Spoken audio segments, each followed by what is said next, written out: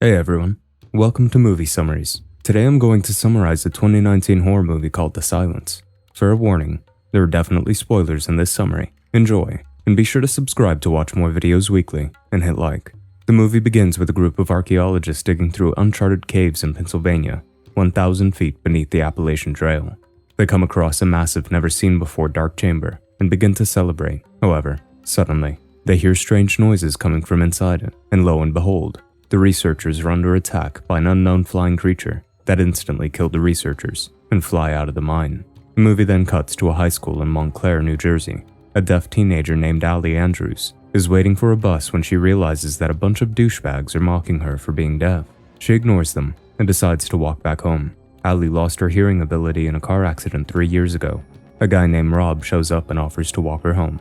They both have a major crush on each other, but always fall short of admitting it. At work, Allie's father, Hugh, gets a call from her mother, Kelly, who reminds him to pick up her mother, Lynn's prescriptions on his way home. Kelly also tells him that she learned from a parent that some of the boys were mocking Allie in school. It upsets Hugh, but Kelly tells him not to bring it up with Allie because she won't like it. Ever since Allie lost her hearing ability, Hugh and Kelly have become very protective of their daughter and often have fights about it. Allie lives with her parents, brother, Jude, and maternal grandmother, Lynn. The Andrews family also have a pet dog, Otis. At night, while looking at a fleet of helicopters leaving for somewhere in a hurry, Allie catches her sick grandma secretly smoking outside. However, Lynn makes Allie promise not to tell her mother about it. Seems like a good opportunity to ask for a bribe. Later that night, Rob sends Allie a fascinating video of a colony of what looks like bats flying somewhere. Trust me, she won't find them fascinating in a bit. At 3 a.m., Kelly wakes Allie up and asks her to come downstairs. She notices that her entire family is in the living room, glued to the TV, looking worried. All windows are closed, and the fireplace has been covered by plastic. The TV is reporting that the US cities are under attack by an unknown species of pterosaur-like creature, referring to it as vesps. They were unleashed into humanity when the researchers blasted through the ancient rockfall that was sealed off for millions of years.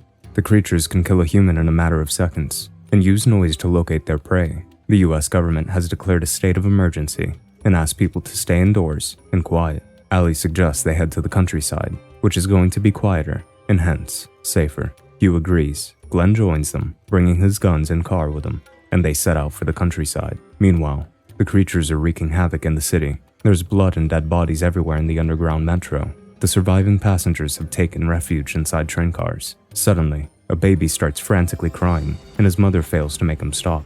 Afraid of attracting the creatures, a group of passengers proceed to kick the baby out of the train.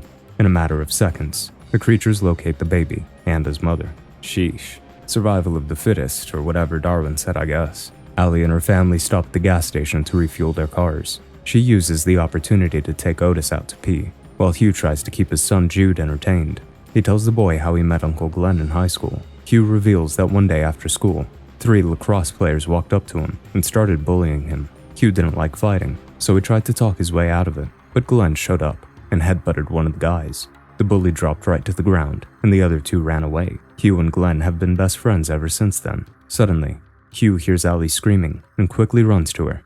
A man has held her at gunpoint and is demanding keys to Hugh's car. Hugh proceeds to comply, but Glenn again shows up to his rescue and shoots the robber in the foot. The man falls to the ground. The Andrews family take the man's gun and drive away, leaving the robber to be killed by the creatures.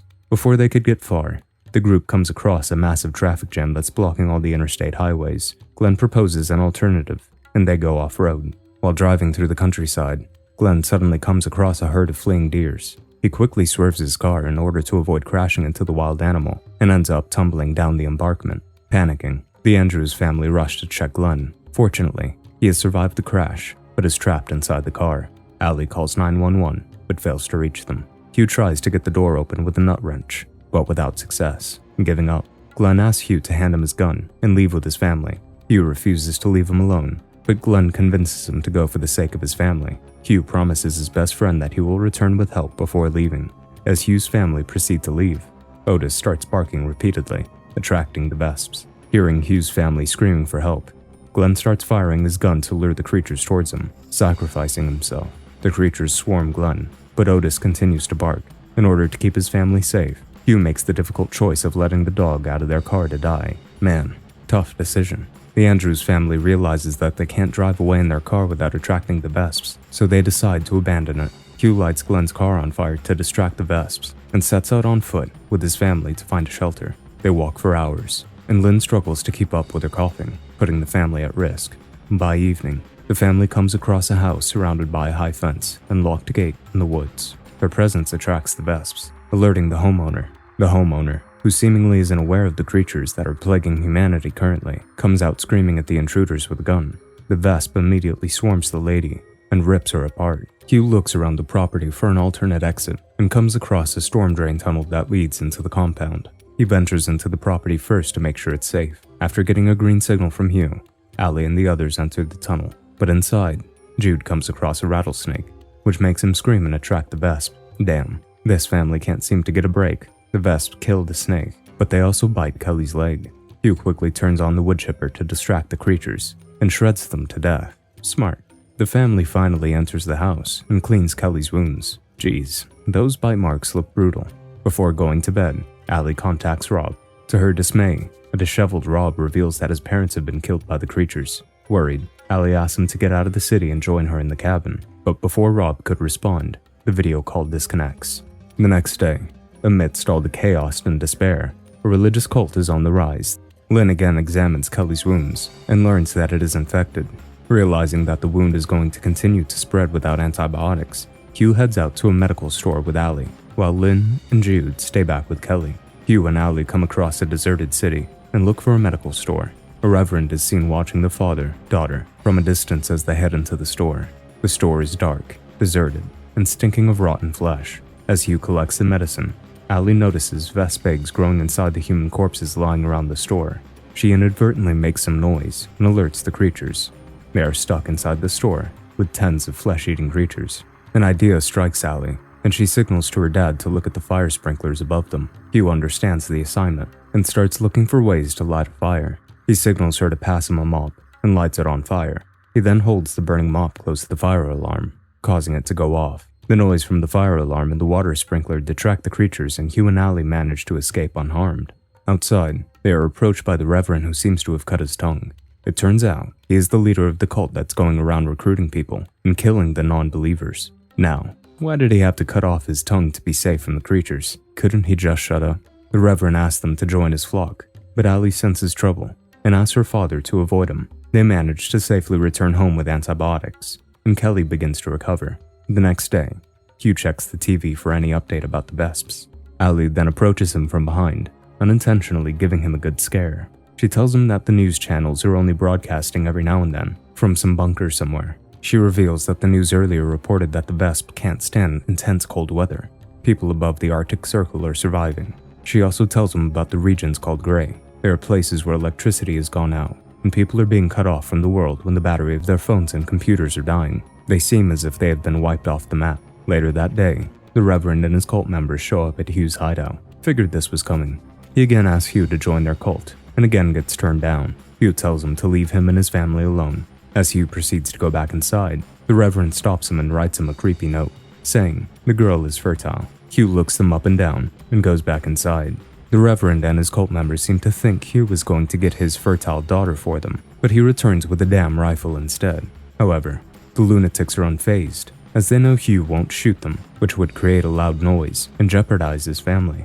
Hugh takes the safety of the rifle off, and the cult members finally go away. Later that evening, Allie gets a message from Rob. He tells her that he is headed north of the country, to the refuge. But before Allie gets to ask him more about it, she loses her phone signal. At midnight, Hugh and Kelly wake up to noises coming from outside. He grabs his rifle and checks on the main door, while Kelly wakes Lynn and Jude up. Hugh doesn't see anyone on the door. However, when Jude checks the door, he notices a little girl his age standing outside. The girl looks afraid, so Kelly decides to let her in. Sometimes kindness can be a weakness. The Andrews family gives the girl a warm blanket and asks her how she got here, but the girl doesn't respond. Kelly notices the scars on the girl's jaw, and Hugh inspects her mouth. Lo and behold, the girl doesn't have a tongue. She is a member of the Reverend's cult, and most likely sent by him. The Andrews family have been set up. They check her waist and realize that she has been strapped with multiple mobile phones. I mean, it is no bomb, but it is effectively the same in this current setting. Meanwhile, Allie wakes up in her room and notices a phone taped to a cross on her window. The phone alarm suddenly starts to go off and attracts the creatures, freaking Allie out. The phones strapped to the little girl also start to go off, and the family scrambles to take them off. Hugh dumps the phones in water, while Allie runs into the living room. The creatures start breaking their windows. Hugh and Jude try to keep the vesp out, while Allie and others go into the basement to hide. However, in the basement, masked cult members who seem to have been waiting for Allie the whole time grab her. Kelly attacks the men, but they kick her into the wall, knocking her unconscious. The men carry Allie out, and the little girl goes with them. Lynn follows the cult members outside. Lynn grabs the 2 of the 3 men and signals Allie to flee. Allie bites the hand of the 3rd cult member and sets herself free. Allie's grandmother continues to hold the cult members down and uses all of her power to scream. As Kelly runs outside, Lynn's scream attracts the vesps that ruthlessly attack and kill her and the cult members. Allie and Kelly break into tears. Hugh and Jude rush outside and notice the Reverend and his cult abducting Allie. The Reverend tauntingly signals Hugh to hush and leaves with his daughter. However, taking advantage of the rain, Hugh, Kelly, and Jude quietly follow them and launch a surprise attack. An enraged Hugh strangles the cult leader with a rifle, but the Reverend stabs him with a knife in the waist. Hugh summons all his strength and again gets back up. He uses his late best friend Glenn's classic headbutt and knocks the cult leader down as Kelly takes other cult members out. Kelly then helps her husband by taking the knife out of his waist. The Reverend attempts to get up, but Hugh again gets on his case. This time, Hugh hammers the cult leader to death with the rifle. The Andrew family return home and let the little girl and her mother go. Weeks pass by. The family is seen trekking across America before finally arriving at the refuge. Allie recharges her tablet in an abandoned car and gets in touch with Rob. Allie eventually reunites with Rob, and the movie ends with Allie hunting the vesp with Rob and wondering out loud whether the vesp will adapt to the cold and if humans will adapt to the life of silence, like she did when she lost her hearing. I'd want to stick with Allie and Hugh if I was ever in this situation. Their survival skills definitely paid off. Hope you enjoyed our summary. Make sure to like, subscribe, comment, and turn on notifications so you can watch more videos weekly. Thanks.